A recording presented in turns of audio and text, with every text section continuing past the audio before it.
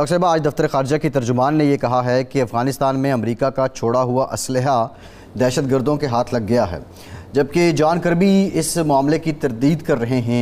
अभी जो चित्राल का हालिया वाक़या है, तो ये बता दें कि चित्राल को ही टारगेट क्यों किया गया और अब कौन पुष्ट पनाही और मदद कर रहा है दहशतगर्दों की पाकिस्तान के ख़िलाफ़।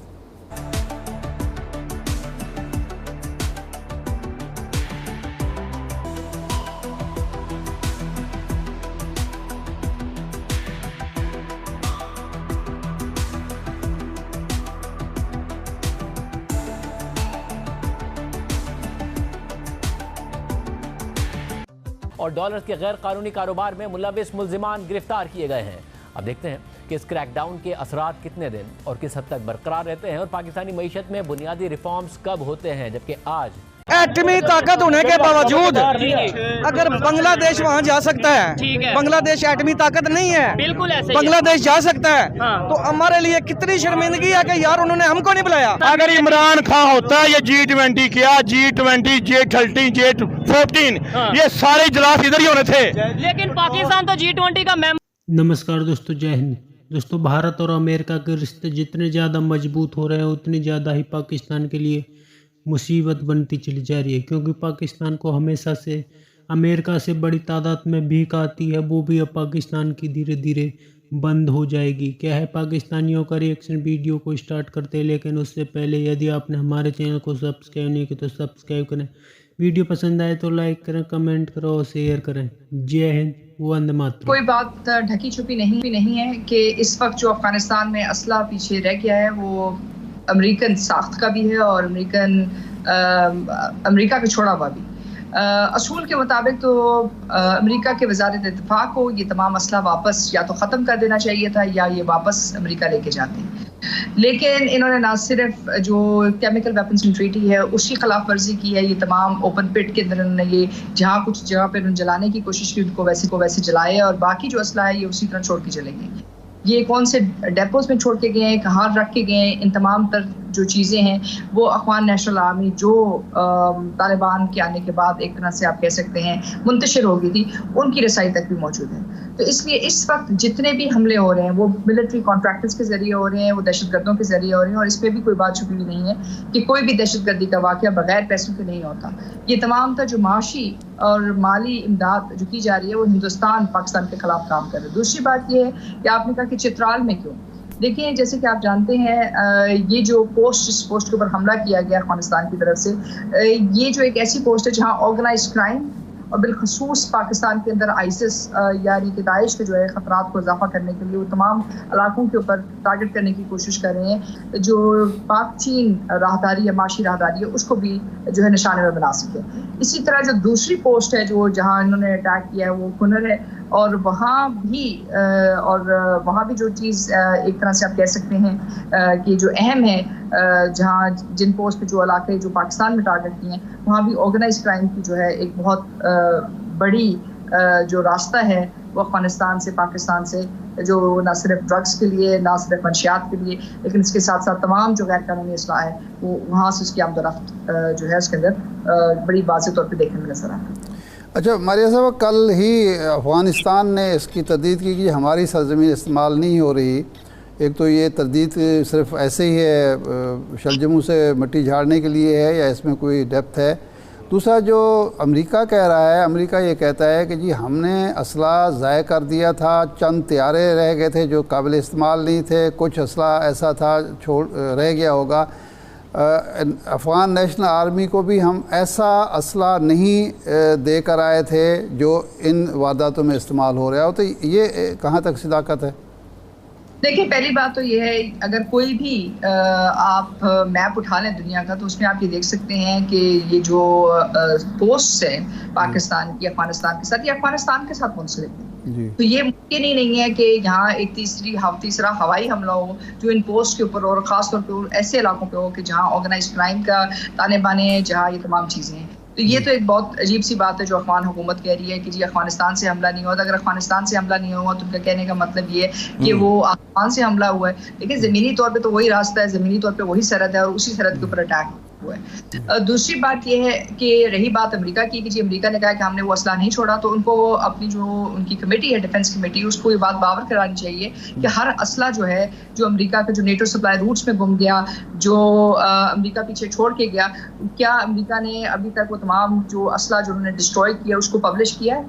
ये बात तक वाजे नहीं है। और दूसरी बात यह है कि जो मिलिट्री ग्रुप्स हैं, जो अमेरिका की जो कवानीन है, जो अमेरिका जिसका पाबंद है अमेरिकन डिपार्टमेंट ऑफ डिफेंस, उसके मुताबिक उनको अपना तमाम तर असलहा जाया करना होता है या वो वापस लेके जाता है। तो ये चीजें वाजे नहीं है, अच्छा ही वो तमाम असलहे का जवाब दे सकते जी। अच्छा, ये फरमाएं कि ये जो टारगेट है ये हम हैं सिर्फ, या ये चूँकि वही वाखान की पट्टी है तो चीन और पाकिस्तान के ताल्लुकात ख़राब करने की या चीन को डिस्टर्ब करने की भी ये कोशिश हो सकती है, और सिर्फ चीन है या कोई और भी इसके पीछे हो सकता है? देखिए, इसके पीछे अमेरिका के जो बड़े अज़ाइम हैं इस खित्ते के लिहाज से, और हिंदुस्तान के जो बड़े अज़ाइम हैं, और अब जैसे कि आप जानते हैं कि अमेरिका और हिंदुस्तान के माबैन बीका, कमकाज़ा और इसके अलावा जो है बहुत सारे माहिदे तय पाए हैं जो तकरीबन 60 से ज़्यादा है। और उसके साथ साथ सबसे अहम माहिदा ये है कि आइंदा हिंदुस्तान और अमेरिका की जो होमलैंड सिक्योरिटी है और CIA और अमेरिका की जो इंटेलिजेंस एजेंसी का इश्तराक है हिंदुस्तानी इंटेलिजेंस एजेंसीज के साथ, वो तकरीबन ऐसे ही होगा जैसे कि एक गठजोड़ के तौर पर आप कह सकते हैं इंटरऑपरेटेबल होगा। तो इसमें सिर्फ चीन नहीं बल्कि इसमें जो आइसिस की बुनियाद वो रखना चाहते हैं, उससे वो खित्ते को भी जो है अपनी रेंज में लेके आना चाहते हैं, और उसके साथ साथ पूरे पाकिस्तान के साथ साथ जो आपके पास जो बाइडन दिल्ली में आ रहे हैं, रूसी सदर भी नहीं आ रहे, चीनी सदर भी नहीं आ रहे, ये महज इत्तफाक है या इसमें कोई वाज़ेह पैगाम है? देखिए, वाज़ेह पैगाम है, क्योंकि ये मुमकिन नहीं है कि एक तरफ आप अपनी नेशनल सिक्योरिटी पेपर में या जो अमेरिका का जो नेशनल डिफेंस ऑथराइजेशन एक्ट है उसमें आप ये बात वाज़ेह तौर पे लिखें कि हम रूस को अपने लिए बहुत बड़ा एक कौमी ख़तरा समझते हैं, और दूसरी तरफ हिंदुस्तान को एक बहुत बड़ा स्ट्रेटेजिक पार्टनर समझते हैं। उसके साथ साथ ये भी कहें कि हम चीन को भी बहुत बड़ा ख़तरा समझते हैं। फिर आप ये भी कहें कि हम पाकिस्तान को भी इस नुक़्ते नज़र में एक वाज़ेह या मुस्बत रोल अदा करते हुए नहीं देखते। तो ये मुमकिन नहीं है कि ये तमाम तर चीज़ें कहने के बाद आप ये भी तस्वर रखें कि जो ब्रिक्स है या जो G20 है उसके अंदर उनको वही कामयाबियां हासिल होगी जहां आप एक दूसरा इक्तिसादी महाज चीन के खिलाफ, रूस के खिलाफ और तमाम इलाकाई ताकतों के खिलाफ बनाने जा रही है। सही है। तो इंडिया ब्रिक्स में और G20 में तवाज़ुन कायम रख सकेगा?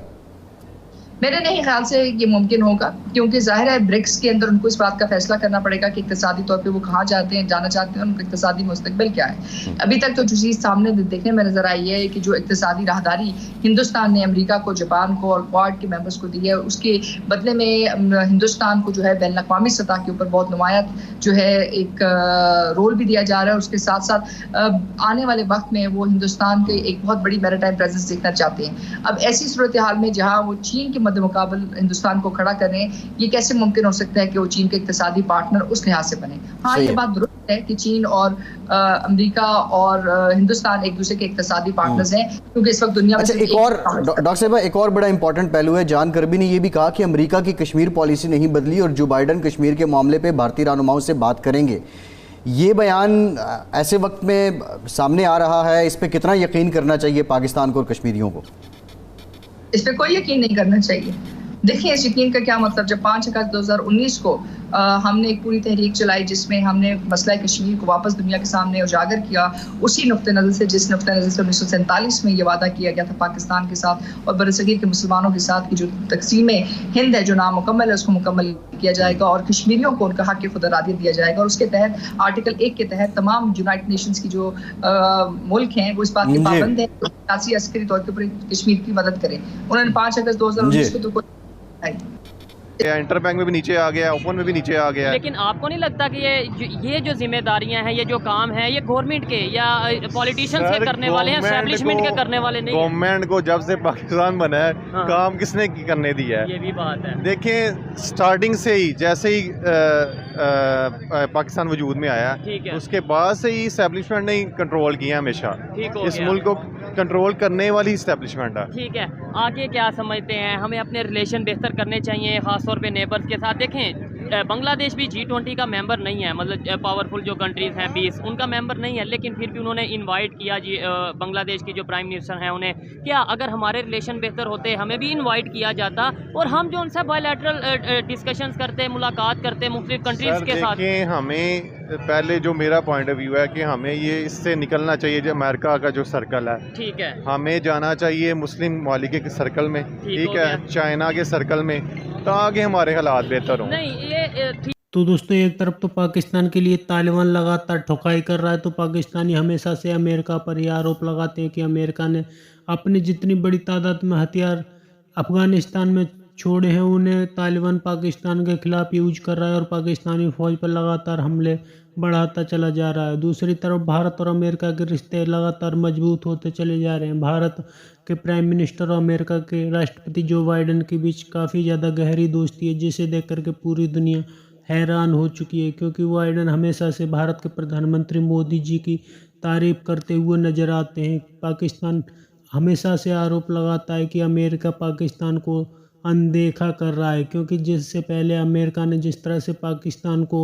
डॉलर दिए थे वही आदत पाकिस्तान को अभी भी लगी हुई है, क्योंकि वार ऑन टेरर के नाम पर जिस तरह से पाकिस्तानी फौज ने अमेरिका को लूटा था अब वो धीरे धीरे बंद हो चुका है और पाकिस्तान इस वक्त बुरी तरीक़ा से तड़प रहा है, क्योंकि पाकिस्तान के लिए डॉलर चाहिए। आपकी क्या राय कमेंट में जरूर शेयर करें। यदि आप चैनल पर नए चैनल को सब्सक्राइब करें, वीडियो पसंद आए तो लाइक करें, कमेंट करें और शेयर करें। जय हिंद, वंदे मातरम।